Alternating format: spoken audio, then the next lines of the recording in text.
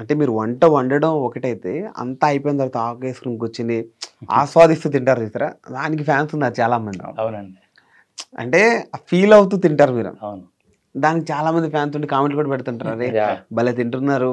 అంటే I mean ఏంటంటే ఒక క్యూట్నెస్ అనిపిస్తుంటది మీరు చేసేదానికి, ఒక ముద్దుగా అరే భలే తింటున్నారు అన్న ఫీల్ వస్తుంటది కదా. సో అలా అయినప్పుడు ఎట్లా అండి ఇదంతా? ఇదండి ఫస్ట్ మా అబ్బాయి ఫస్ట్ లో వీడియోలు చేసినప్పుడు అక్కడ ఒక చెట్టు ఉండేదండి. చెట్టు కింద చుట్టూ కట్ట ఉండేది. ఆ కట్ట మీద కూర్చుని, మాకు కర్నూలులో ఉండేవాళ్ళం ఉన్నప్పుడు, అది ఒక సీజన్ లోనే అరిటాకులు దొరికేది మార్కెట్ లో. ఒక్కొక్కసారి దొరికేవి కాదు. చాలా ఫీల్ అయ్యి మా అబ్బాయి చాలా దూరం నుంచి, అది ఎంత కాస్ట్లీ అయినా అరిటాకులోనే తినాలి, అనేది వాడకూడదు అనేది మా అబ్బాయి ఫస్ట్ కాన్సెప్ట్ ఉండేది. అరిటాకు భోజనం, అరిటాకులు తింటేనే మన వీడియోలో చాలా బాగుంటుంది అనేది ఫస్ట్ నుంచి కూడా ఒక నమ్మకం, న్యాచురల్ గా ఉంటుంది. అలా తెప్పించి ఆ ఇస్త్రాకు ముందు కూర్చున్నప్పుడు ఎలా మాట్లాడాలి, ఏం మాట్లాడాలి, నాకు కెమెరా ముందు ఇప్పుడు అలవాట్లేదండి.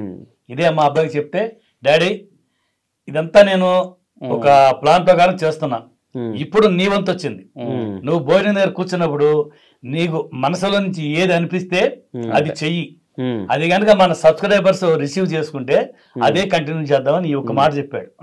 అప్పుడు నేను దీన్ని ఎలా చేయాలి, ఎలా చూపించాలి నా సబ్స్క్రైబర్స్ అని చెప్పి ఫస్ట్ గా అలా నాకు వచ్చినది నేను చేశాను. ఆ రోజు అది తింటున్నప్పుడు మాత్రం ఆ ఫ్లో కంటిన్యూటీ ఉంటది, అక్కడ ఎక్కడ మనకి యాక్టింగ్ ఉండదు. అంటే నేనే కదా తింటున్న ఫీల్ వస్తుంది, భలే అనిపిస్తుంది. అవునా, నిజంగానే అలా యాక్చువల్గా అది మొత్తం రికార్డ్ చేసేసి నేను కట్ చేసుకుంటా, అంతేగాని ఇప్పుడు ఇలా చెప్పు అని ఏ రోజు చెప్పింది లేదు. అంతా అది లోపల నుంచి వచ్చేస్తా ఉంటది, ఆ ఫ్లో కరెక్ట్ గా ఉంటది. నాకు అది బోనస్, కొంచెం బాగుంది కంటెంట్, అసలు మనం ఎక్స్పెక్ట్ చేయని కంటెంట్ వస్తుంది. అందులో కామెంట్స్ ఎప్పుడైతే పెట్టారో మీరు తినే విధానం బాగుందని, నేను అప్పటి నుంచి ఎక్కువ పెడుతున్నా డ్యూరేషన్ అది. ఓకే, అదొకటి మధ్యలో ఇప్పుడు ఒక 5 నిమిషాలు మరగాలండి, ఒక 5 నిమిషాలు అవ్వాలని చెప్పినప్పుడు అది ల్యాగ్ లేకుండా ఉండడం గురించి పాటలు కూడా భలే పాడతారు. జూనియర్ ఘంటసాల గారు మీరు పాడుతుంటే ఘంటసాల గారు ఆ గొంతు గుర్తొస్తుంటది, ఆ పాట పాడుతుంటారు. ఎలా అండి ఈ ఐడియా మీకు? మేము ఒక వీడియో చేసేటప్పుడు అండి కాసేపు టైం ఉంది ఏదో ఉడకటానికి అని చెప్పి అలా ఆ పాత వీడియోలో చూడండి, ఇలా తల మీద కళ్ళ మీద పడుకున్నాను. పడుకుని నీలే గగన్ తలే అనేది ఒక హిందీ సాంగ్ ఉంది. ఆ సాంగ్ ఊరి నేను నోట్లో గునుక్కుంటా పాడుతున్నా, నాకు తెలియకుండా ఆయన దాన్ని రికార్డ్ చేసి పెట్టేశాడు. అంకుల్ గారు పాటలు కూడా బాగా పాడుతున్నారు, కూని రాగం తీస్తున్నారు, వాయిస్ బాగుందని చెప్పి కామెంట్లు పెట్టారు. ఆ నెక్స్ట్ వీడియోలో ఏం చేశాడంటే, ఇలా ఆ ఉడకాలి, ఒక 5 నిమిషాలు టైం ఉంది, అంతవరకు అంతకుముందు నేచర్ చూపించేవాడు.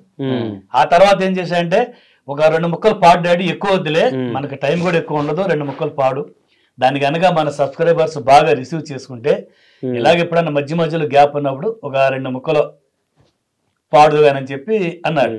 అంటే అప్పుడు తర్వాత నుంచి అట్లా ట్రై చేసాం. అది కొంచెం యాక్చువల్ గా అంటే నాకు చిన్నప్పటి నుంచి పాటలు అంటే చాలా ఇష్టం అండి, చాలా ఇష్టం.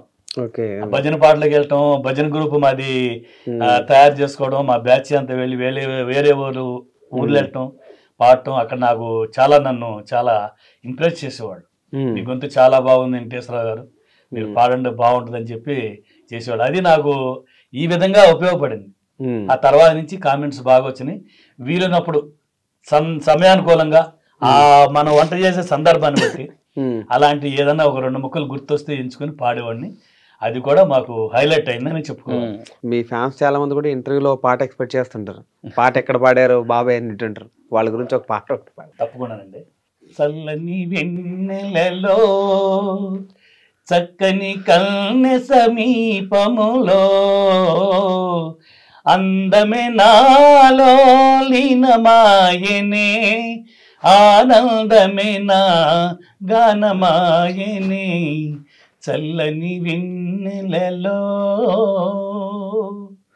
ఓకే, సూపర్ అండి. అబ్బాయి అంటాడు కొత్త పాటలు పాడమంటలేదు మిమ్మల్ని, పాత పాటలు అంటున్నారు. పాటలు అనేది నాకు పాత పాటలే ఇంట్రెస్ట్.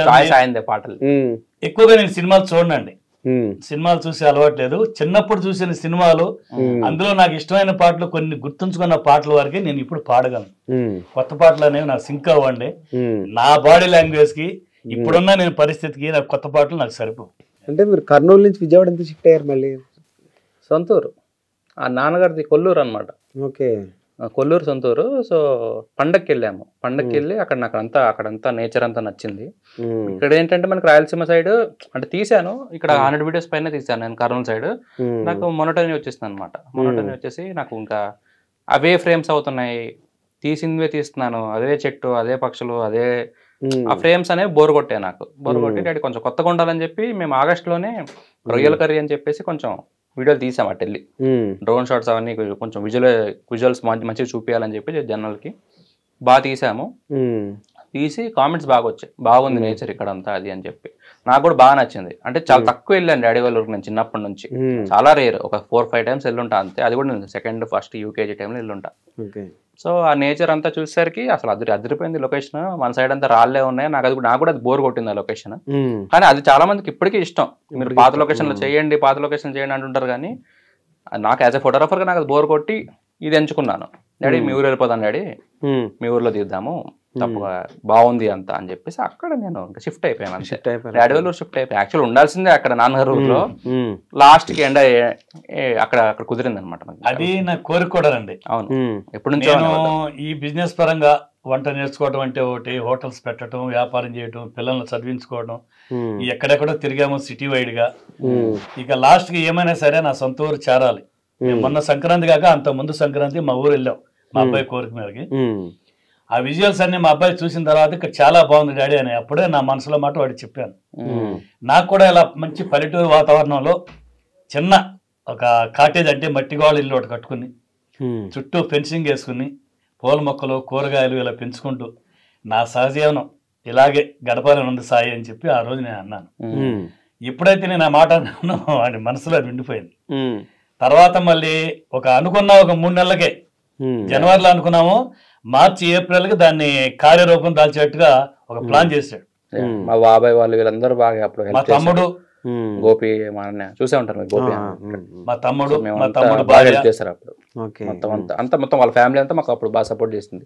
ఆ ఫామ్ హౌస్ వేద్దాం అనుకున్నప్పుడు ఓవరాల్ గా ఊర్లో మొత్తం ఏదైనా సపోర్ట్ చేశారంటే స్టార్టింగ్ లో ఆ ఫ్యామిలీ అంతా బాగా సపోర్ట్ చేయడం వల్ల మంచి కుదిరింది అక్కడ. జనాలు కూడా బాగా నచ్చింది. అంటే నేను రెగ్యులర్ గా తీసుకున్నాను, 2 నెలలు పట్టింది అది మొత్తం సెటప్ వేయడానికి, నా ఫామ్ హౌస్ వేయడానికి. ఎవ్రీడే వెళ్ళిపోవడము, ఆ గోప్రో పెట్టుకొని టైం ల్యాప్స్లు తీసుకోవడము, పనికి వస్తుందిలే తీద్దాంలే అని చెప్పి అదంతా కలిసి ఆ ఫామ్ హౌస్ టూర్ అని ఫస్ట్ వీడియో వదిలేను. చూసే ఉంటారు మీరు.